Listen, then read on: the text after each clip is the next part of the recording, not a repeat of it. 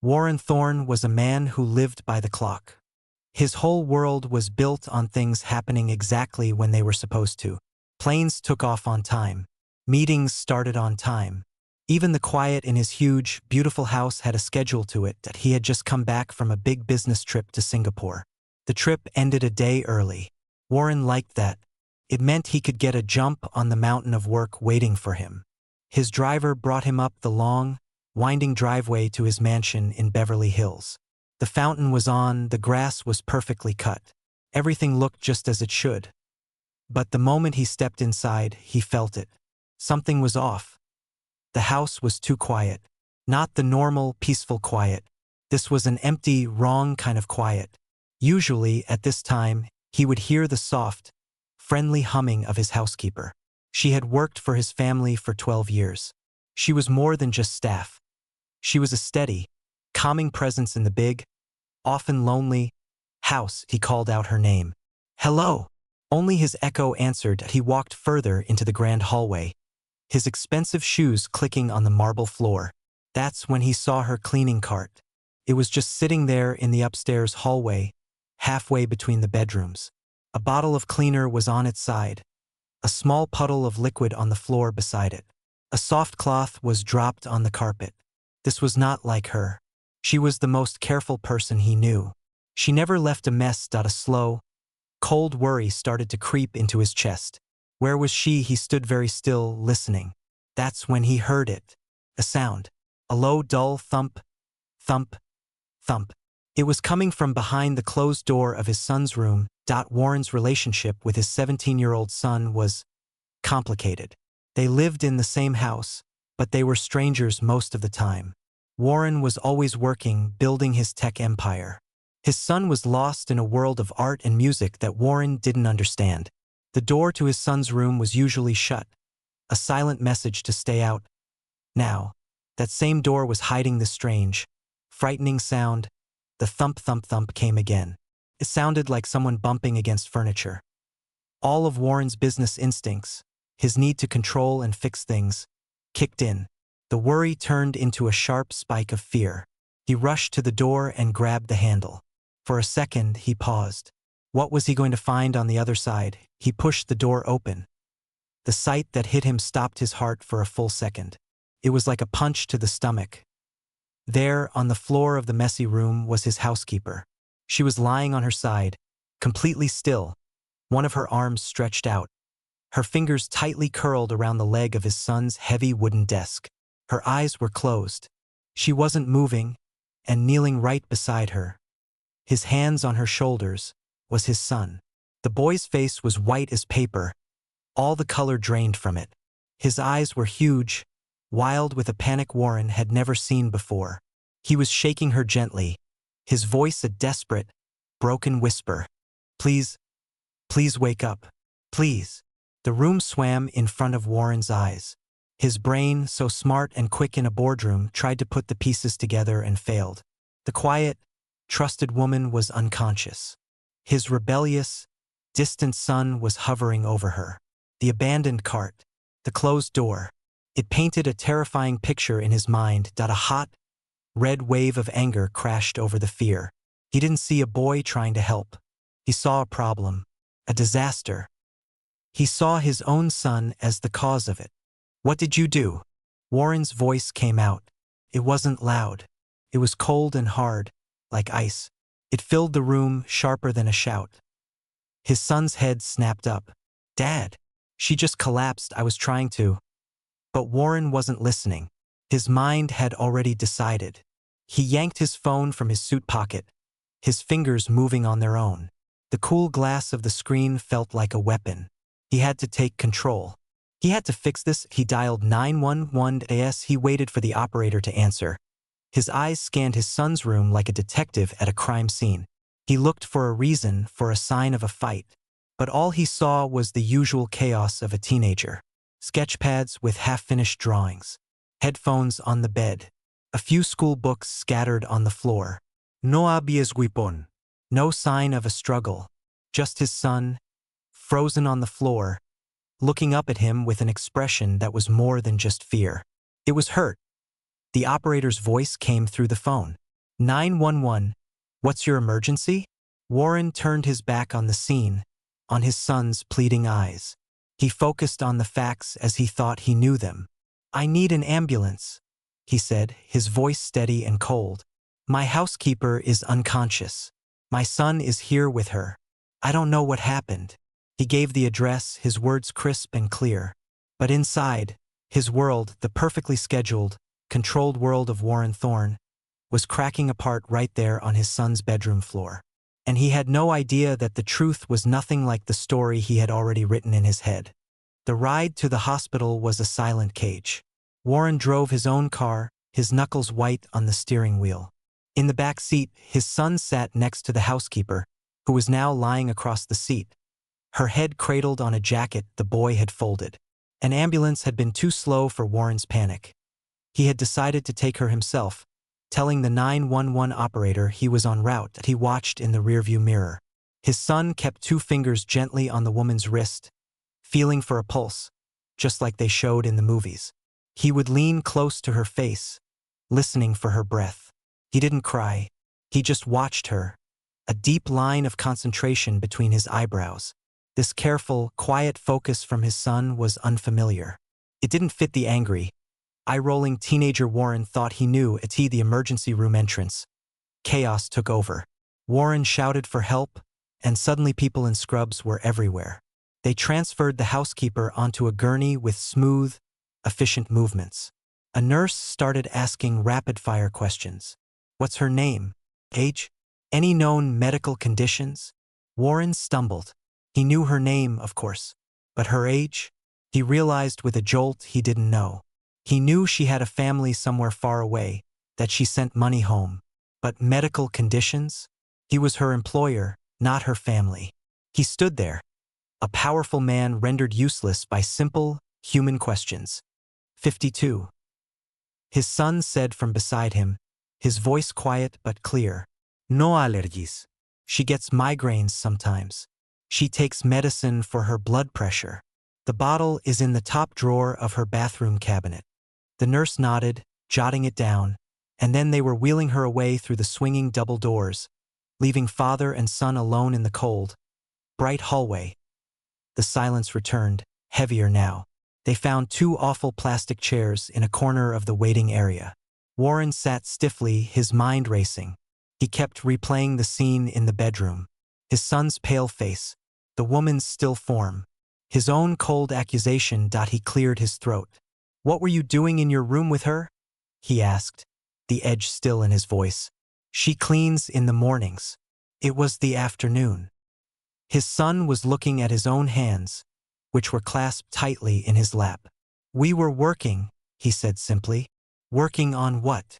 Warren pressed, his imagination filling in the blanks with wild, terrible ideas. Had she caught him doing something? Had there been a fight? On my calculus, the boy said, and when he looked up, his eyes were tired. And her portfolio? It made no sense. None of it. Her portfolio? What are you talking about? But before his son could explain, a doctor in blue-green scrubs came out, looking around. Warren stood up quickly. The doctor walked over, her face professionally calm. Are you family for Maria Flores? She asked. Warren hesitated again. I'm her employer. This is my son. We're all she has here right now. The doctor seemed to accept this. She's stable. She's conscious.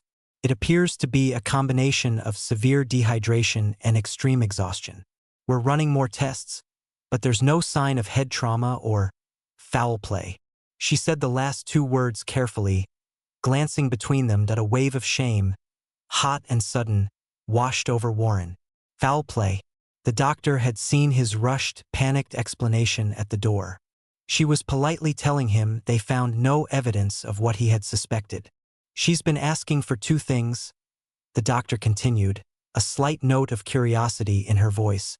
For some water, which she's getting, and for Leo, and for the portfolio.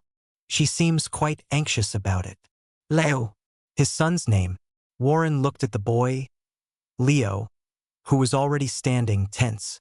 Can I see her? Leo asked, his voice cracking for the first time. In a few minutes, the doctor said. She needs rest. When the doctor left, Warren felt the foundation of the last hour crumble. The angry certainty he had been holding onto was gone, leaving behind a confusing, hollow feeling. He turned to his son. What portfolio? Warren asked again, his voice softer now, stripped of its ice. Leo let out a long, shaky breath. It was the sound of a decision being made. It's not in my room, Dad. It's in hers. I need to go get it. She needs to know it's safe. Tell me what is happening. Right now. Warren's words were not a command anymore, but a plea. Leo looked at his father, really looked at him, and saw the confusion and the fading anger. He saw a chance, maybe the only one he would get. She wasn't just cleaning my room.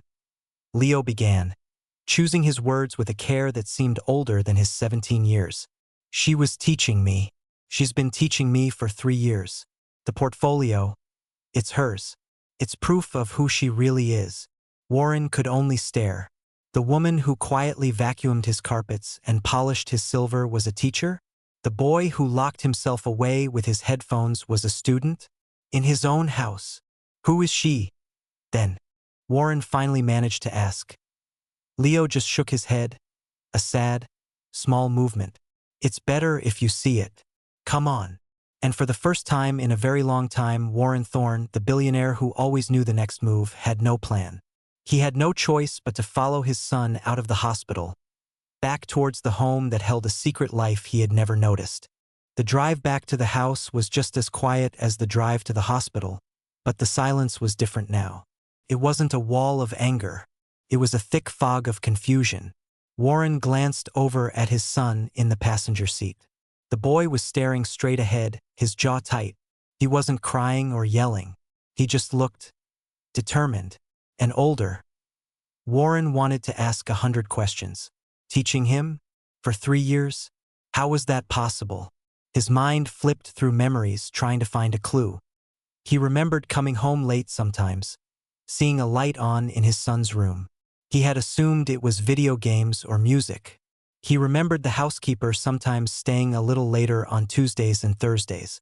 She had said the traffic was bad, and he had never questioned it. He paid her generously for her extra time. The thought made him feel sick now.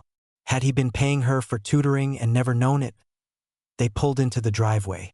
The big house looked the same, perfect, imposing, expensive, but it felt completely alien to Warren. He felt like a stranger walking into his own home. Come on, Leo said, his voice quiet but clear. He didn't lead his father to the grand main staircase. Instead, he turned down a narrower hallway, towards the door that led to the service quarters and the garage apartment. Warren had only been in the housekeeper's apartment a handful of times in 12 years. Once to show it to her when she first started. Once when a pipe had frozen. It was always neat, always impersonal. A place to sleep, not a home. Leo pushed the door open and stepped inside. Warren followed, feeling like an intruder.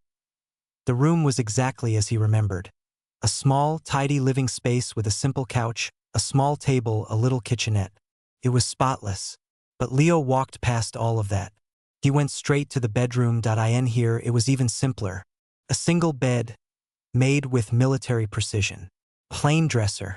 A small desk with a laptop that looked 5 years old. On the wall was a single framed photograph. Warren stepped closer to look. It was a picture of the housekeeper, looking much younger, standing in front of a large, modern building made of glass and steel. She was smiling, a proud, confident smile he had never seen on her face in his home. She was holding a rolled-up paper that looked like a blueprint. Leo didn't pause. He got down on his knees next to the bed. He reached underneath and slid out a large, flat object. It was a portfolio case, the kind artists use. But this one was old. The black leather was worn soft at the corners, and the clasp was slightly tarnished. He handled it like it was made of gold. He placed it carefully on the neatly made bed and opened the clasp. The first thing he pulled out wasn't a drawing. It was a certificate framed behind glass. It was written in Spanish with official stamps and seals. Warren leaned in. He could make out the words, Arquitecta and Licencia, an architect's license. The name was clear. Maria Flores. Warren's breath caught in his throat. An architect. Leo set the certificate aside. Then, he began to lay out the contents of the portfolio on the blue bedspread. Sheet after sheet of drafting paper. They were not simple sketches. They were intricate, technical architectural drawings. Plans for houses, for a small school, for a community center. The lines were precise and clean, done by a confident, expert hand. In the corner of each one, in the same elegant handwriting, was her signature, M. Flores, AIA. She got her license in Argentina 25 years ago, Leo said, his voice soft in the quiet room. He was looking at the drawings with a kind of reverence. She worked for a big firm there. She designed schools and hospitals. Warren could only stare. The woman who had served him coffee for 12 years had built schools. Why is she here? Warren asked, the question coming out as a whisper. Why is she cleaning houses? Leo's face darkened. There was a big economic crash. The firm closed. She couldn't find work. Her daughter was sick. She needed medicine they couldn't afford. So she came here. Her degree, her license. They don't just transfer. She'd have to take all the exams again in English. Takes years and thousands of dollars. So she cleaned. She sent almost all the money home. He pointed to a stack of papers clipped together at the bottom of the portfolio. They were printouts of emails, forms, course descriptions from an American university's online program. She's been taking the classes. At night, after work. She's almost done. She just has the final licensing exam left. Warren picked up one of the emails. It was a confirmation of enrollment in Structures and Systems 2. He looked at the date. It was from 2 years ago. She had been doing this, carrying this secret life, for years under his roof. But you, Warren said, turning to his son, still struggling to connect the dots. How are you part of this? A small, sad smile touched Leo's lips. Remember when I was failing sophomore year? Math and physics? You were really angry. You said I wasn't trying. Warren remembered. He had given a lecture about responsibility, about the importance of a good education. He had threatened to cut off funding for the boys' art classes. I wasn't trying, Leo admitted, because I didn't get it. It was like a foreign language. One day, I was in my room, just staring at this calculus problem, ready to rip the book in half. I'd left the door open. She was vacuuming the hall. She saw me. She came in very quiet. She pointed to one line on the page and said very softly, "The derivative is wrong here. You forgot the chain rule." Leo looked at his father. She didn't just give me the answer. She pulled up a chair. And in 5 minutes, she explained the chain rule in a way my $300 an hour tutor never could. It just made sense. He took a deep breath. So we made a deal. On Tuesdays and Thursdays, after her regular work, she'd come to my room. She'd help me with my math, my physics, my engineering homework. And I helped her. I helped her with the computer stuff for her online courses. I used my allowance to pay for her last 2 exams because she was short. I was helping her build a digital portfolio on this old laptop. He gestured to the computer on the desk.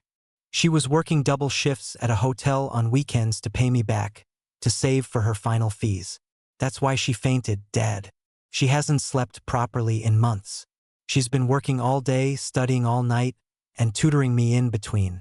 She didn't collapse because of something I did. She collapsed because she was trying to get her life back and helping me with mine. Warren looked from his son's earnest, tired face to the beautiful, forgotten drawings spread across the bed. He thought of the woman in the hospital bed, asking for her portfolio. Not for water first, but for this proof of who she was. The realization didn't come as a shout. It came as a slow, sinking feeling, like the floor beneath him was turning to sand. He had been so blind. He had provided a roof and a paycheck, but he had never seen the person. He had provided for his son, but he had never supported him.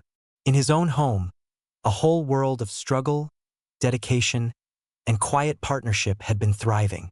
And he, Warren Thorne, the man who saw everything in the boardroom, had seen none of it. For a long time, Warren just stood there in the small, quiet room. He looked at the drawings on the bed. He looked at his son, who was carefully placing each sheet back into the leather portfolio, his touch gentle. The air felt heavy, filled with a truth that was too big to swallow all at once. He had been wrong. Not just a little wrong. He had been completely, utterly blind. The shame he felt in the hospital came back. But it was deeper now. It wasn't just about wrongly accusing his son. It was about failing to see two people he lived with every single day. He walked over to the small desk and picked up the framed photograph. The woman in the picture, his housekeeper, was beaming with a pride he had never seen. She looked strong, capable, and full of dreams. He tried to remember her smile in his house. It was always kind, always polite, but it was a smile that hid a mountain of weariness and a secret life. He had never wondered why. "So all those times I thought you were just messing around in your room." Warren's voice was rough, like he hadn't used it in years. "I was learning," Leo said softly, closing the portfolio's clasp with a soft click. "She didn't just help me pass, Dad. She made me love it. She showed me how math isn't just numbers. It's the shape of a roof. It's the strength of a bridge. She combined it with my art. She showed me I could design things. Beautiful, useful things." Warren thought about all the arguments. He had wanted his son to study business, to take over the empire one day. He had dismissed the boy's interest in art and design as a hobby, a waste of time. He had seen rebellion. He had never seen passion. "And you paid for her exams?" Warren asked. Leo nodded, looking at the floor. "With my allowance. And the money I got from selling some of my digital art online." She tried to say no. She said it was too much. But she was so close. "I had the money just sitting there. She needed it." He looked up, a flash of defiance in his eyes. "She was going to pay me back. Every penny. She's the most honest person I know." Warren believed him. The elaborate lie he had imagined in the car. A fight, a crime, melted away, replaced by a much simpler, more powerful story. It was a story of two people helping each other climb out of their own traps. His son felt trapped by his father's expectations. The housekeeper was trapped by a system that didn't recognize her worth. And he, Warren, had built the walls around both of them. He sat down heavily on the edge of the simple bed. The springs creaked. "Why didn't you tell me?" Leo let out a short breath that was almost a laugh, but without any humor. "Tell you what? That the maid was smarter than my tutors?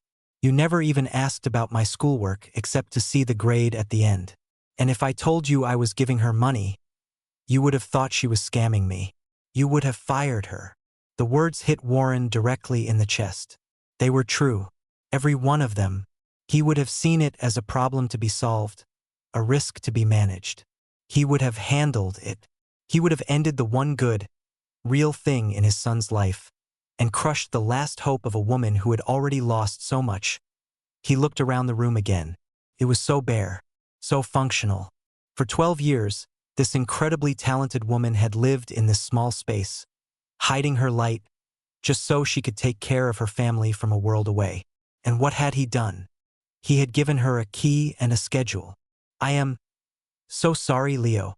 The words felt strange in his mouth. He wasn't a man who apologized often. He fixed things, but he didn't know how to fix this. Leo just shrugged, but his shoulders were tight. "It's not me you need to say it to." They both knew he was right. Warren's mind, which was so good at strategies and deals, started to turn. But this time it wasn't about profit or control. It was about repair. It was about doing the right thing, for the first time in a long time, in his own home. "We need to go back to the hospital," Warren said, standing up. "But first." He took out his phone. He didn't call his assistant. He opened a web browser himself. He searched for the top architecture firms in the city. He found the name of the managing partner of the most respected one. He had met the man at a charity gala once. He composed an email. It was short and to the point. He did not use his title or his company name. He simply wrote, "I know an incredible architect who is finishing her recertification. Her portfolio is breathtaking, and her story is one of immense dedication. When she is ready, I would be grateful for an introduction. She deserves a real chance. He hit send before he could overthink it. Then he looked at the portfolio in his son's hands. Bring it, he said. She needs to see it's safe. On the drive back to the hospital, the silence was different again. It wasn't angry or confused. It was thoughtful. Warren finally spoke, keeping his eyes on the road. This engineering school idea, the one you mentioned last year, the design program. Leo was cautious. Yeah? Tell me about it, Warren said. And he meant it. He wasn't just waiting for his turn to talk. He was ready to listen. And as his son began to talk, his words tumbling out at first, then gaining speed and passion, Warren Thorne finally began to see his son.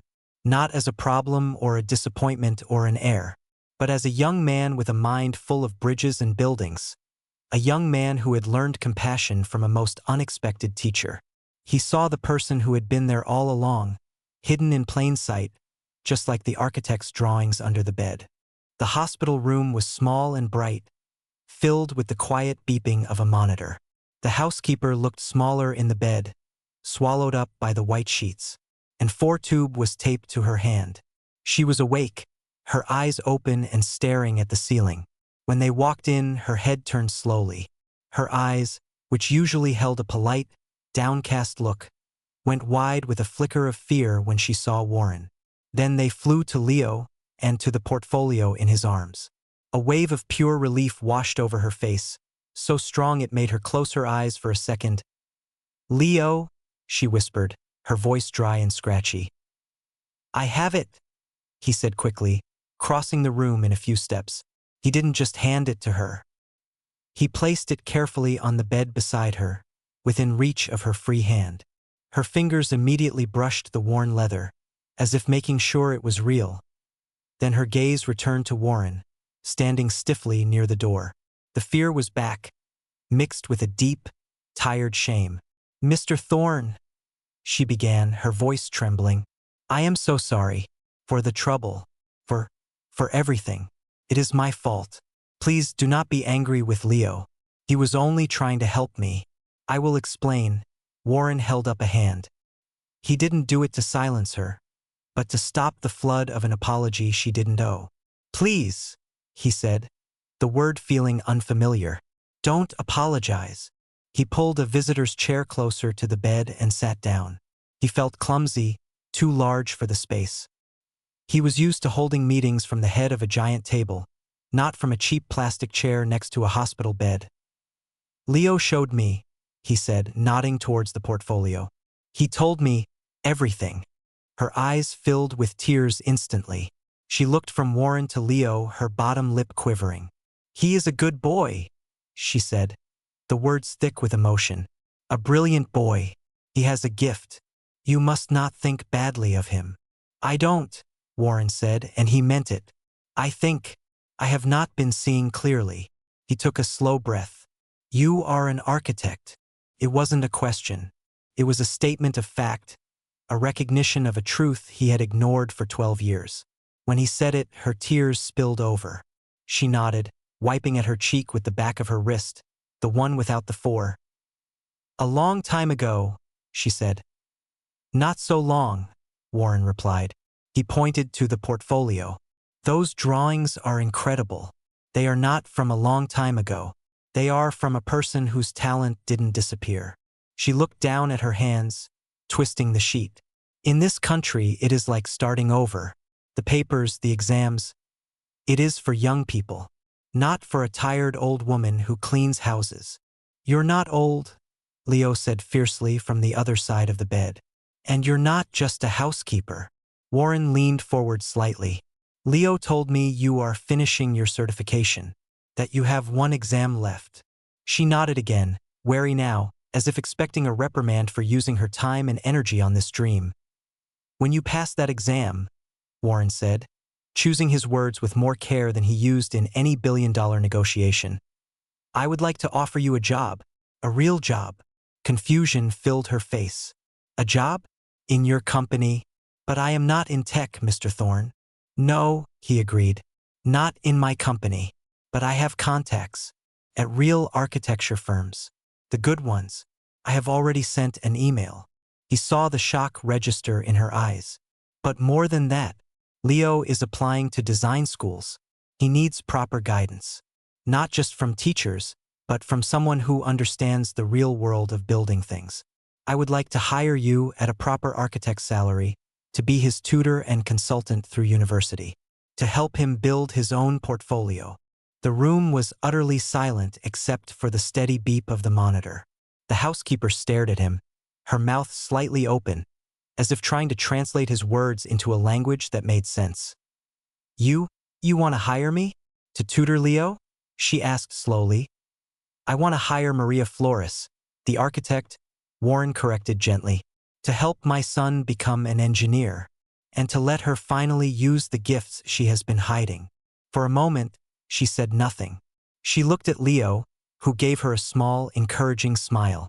Then she looked back at Warren, and her expression changed. The fear and the shame began to melt away, replaced by something else. It was the first glimpse of that proud woman from the photograph. Her back straightened a little against the pillows. The exam, she said, her voice gaining strength. It is in 6 weeks. It is very difficult. And expensive. Consider it covered, Warren said. Consider it an advance on your new salary. And you will take the time you need to study. No more double shifts. No more collapsing from exhaustion in my son's room. He said the last part with a look that held no blame, only a quiet understanding of his own failure to notice her struggle. A single, clear tear traced a path down her cheek, but this one was different. It wasn't from fear or relief. It was from a hope so long buried she must have thought it was gone. I would be honored, she whispered. Then she turned her head to look at Leo, her eyes shining. We will design great things together, yes? Leo's smile finally broke through, wide and genuine. Yeah, he said, his own eyes wet. We will. Warren watched them, this unlikely team that had formed in the shadows of his busy life. He didn't feel like a billionaire solver of problems in that moment. He felt like a man who had finally been allowed to step into a room that had been there all along. A room built not with money, but with trust and quiet determination. For the first time in a very long time, Warren Thorne felt like he was exactly where he was supposed to be. Not at the head of the table, but right here in a humble plastic chair, finally paying attention. The next few weeks in the Thorne house felt different. The air itself seemed lighter, easier to breathe. It wasn't just the absence of tension. It was the presence of something new, a sense of purpose that everyone could feel. Maria came home from the hospital after 2 days, under strict orders to rest. But resting, they quickly learned, was not something she was good at. The first morning, Warren found her in the kitchen at dawn, automatically starting to prepare the coffee service. Maria, he said, not unkindly. She froze, her hand on the coffee tin, the old habit strong. The doctor said rest. This, he gestured to the silver tray, is not rest. She looked flustered. Old habits, Mr. Thorne. It is hard to sit still. I know, he said, and he did. He was a man built on motion too. So sit at the table. We'll have coffee together. And you can tell me about the structural challenges of your community center design. The one with the curved roof. She stared at him for a long moment. Then a slow, real smile touched her lips. She sat, and she talked. For the first time in 12 years, they had a conversation that wasn't about schedules or household needs. He asked questions. He listened. He learned about load-bearing walls and sustainable materials, and he saw the fierce, intelligent light return to her eyes. For Leo, the change was just as profound. The secret was out. The partnership that had lived in whispers was now out in the open, and it gave him a new confidence. He didn't slink off to his room anymore. He spread his sketchbooks and models out on the huge dining table, the one previously used only for formal dinners. One evening, Warren walked in to find the table covered in large sheets of paper. Leo was bent over one, chewing on a pencil. Maria was beside him, pointing at a series of calculations with a gentle finger. The stress factor here is too high for this material. You see, you have 2 choices. Change the beam or alter the angle of support here, she was saying. Leo nodded, his brow furrowed in concentration. If I change the angle, it changes the whole flow of the interior space. Warren stood in the doorway, unseen, watching. This was what he had wanted for his son. Engagement, passion, hard work. He just never imagined it would look like this. He had pictured a prestigious university lecture hall, not his own dining table with his housekeeper as the professor. He cleared his throat. They both looked up. Don't let me interrupt, Warren said, walking closer. I'm just observing. He looked down at the drawings. They were for a bus shelter, but unlike any bus shelter he'd ever seen. It was a beautiful, flowing structure designed to collect rainwater and use solar power to light up at night. It was part art, part engineering. This is for my application portfolio, Leo said, a hint of defensive pride in his voice, waiting for the usual criticism about impracticality. Warren studied it.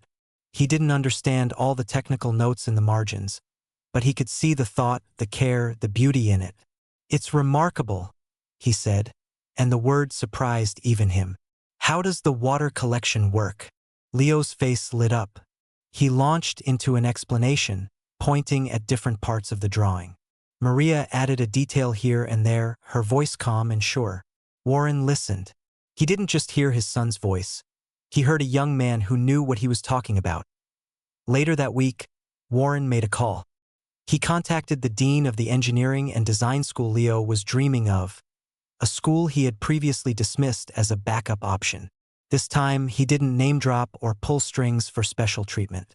Instead, he said, "My son is applying to your program. He has been working with an incredible mentor, a licensed architect, on his portfolio. I believe he has something special to offer. I just wanted to express my support for his application." He also made good on his promise to Maria. A reply had come from the managing partner of the architecture firm. The man was intrigued. He had agreed to a meeting not as a favor, but because Warren's brief email had been compelling. The meeting was set for the week after Maria's licensing exam. The house became a quiet hub of study. Maria's exam materials were now stacked openly on her desk in the main library, not hidden under a bed. Warren would sometimes bring her a cup of tea, placing it silently beside her. She would murmur thanks, her finger tracing a complex diagram in a textbook. One night, Warren was working late in his study. He heard a soft sound and looked up. Leo was standing there, looking uncertain. "Dad, can I ask you something?" "Of course." "Come in." Leo walked in, holding a thin, fancy booklet. It was the brochure for a summer pre-university program in Europe, an intensive for aspiring architects. It was expensive and highly competitive. "I know it's a lot," Leo started quickly. "And it's okay if not, but Maria said my work is strong enough to apply, and I thought—" Warren took the brochure. He looked at the pictures of students sketching in ancient plazas. He remembered his own son, locked away and unhappy just a few months ago. He saw the hopeful, anxious look on his face now. "Send in the application," Warren said. "If you get in, we'll make it work." It sounds like an amazing opportunity. The gratitude on Leo's face was worth more than any business deal he'd ever closed. "Thanks, Dad." As Leo left, Warren realized something. He wasn't just fixing a problem anymore. He wasn't just making amends. He was finally, properly being a father. And being a father, he was learning, didn't mean having all the answers or dictating the path. It meant clearing the way, providing support, and paying attention to the person your child actually was. The mansion was still quiet, but the silence was no longer empty. It was filled with the peaceful, focused sound of two people studying, of dreams being diligently, openly pursued. And for the first time, Warren felt like he was part of that sound, not separate from it. He was part of the house, not just its owner. 6 weeks can feel like a blink in a life as busy as Warren Thorne's. But these 6 weeks felt different. They felt slow, real, and full of small, important moments. The day of Maria's licensing exam arrived. Leo drove her to the testing center himself in his old, slightly battered car. Warren had offered the limo, but Maria had politely refused. "Too much pressure," she had said with a nervous smile. This feels more normal. Warren spent the day unable to focus on his work. He found himself pacing, checking his phone, feeling a nervous energy that was entirely unfamiliar. He wasn't waiting on a stock price or a merger vote. He was waiting to hear if a friend had passed a test. The word friend echoed in his mind, and he realized it was true. Late in the afternoon, he heard the front door open. He walked out of his study into the grand foyer. Maria and Leo were coming in. Her face was pale with exhaustion, but her eyes were clear. She looked at Warren and gave a small, slow nod that a wide, relieved smile broke across Leo's face. "She crushed it," he said, his voice full of pride. Maria let out a breath that seemed to hold years of weight. "It was very difficult, but I believe it was good." Warren didn't ask for details. He simply walked forward and did something he had never done in all the years she had worked for him. He extended his hand. She looked at it for a second, then took it. Her hand was small and cool in his. "Congratulations, Maria," he said. "I have no doubt you were brilliant." The following week was the meeting at the architecture firm. Warren insisted on driving, but he waited in the car. "This is your moment," he told her. "You walk in there on your own." She was wearing a simple, elegant suit she had bought for the occasion. Her portfolio case held tightly under her arm. She looked, for the first time in his memory, not like an employee in his home, but like a professional equal entering a boardroom. She was inside for over an hour. When she came out, she wasn't smiling, but her posture was straight, her head high. She got into the car and sat quietly for a moment. "Well?" Leo asked from the back seat, leaning forward. "They offered me a position," she said, her voice wonderfully even. "A junior associate, to start in 1 month. They said my portfolio was exceptional. They said they had a project for a community youth center that needed someone with my perspective." In the rearview mirror, Warren saw his son punch the air silently, a grin splitting his face. Warren felt his own heart swell with a pride that had nothing to do with himself. That evening, they had a celebration. Not at a 5-star restaurant, but at home. Maria cooked. A simple, delicious meal from her country. They ate at the dining table, now cleared of blueprints for the night. The conversation was easy, filled with laughter and plans. Warren looked at them, at this new, tiny family that had formed from the broken pieces of his old one. He raised his glass of water. "A toast," he said, "to Maria Flores, licensed architect, to Leo, future engineer, and to new beginnings." They clinked glasses. The sound was light and happy in the big room. Later, as they were cleaning up, Leo brought an envelope to the table.